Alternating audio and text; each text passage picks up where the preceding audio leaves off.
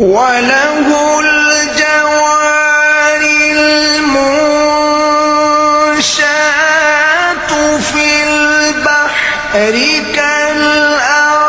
كالأعلام فبأي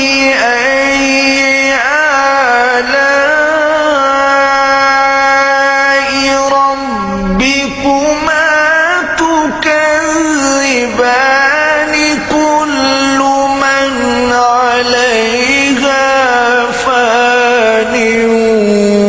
ويبقى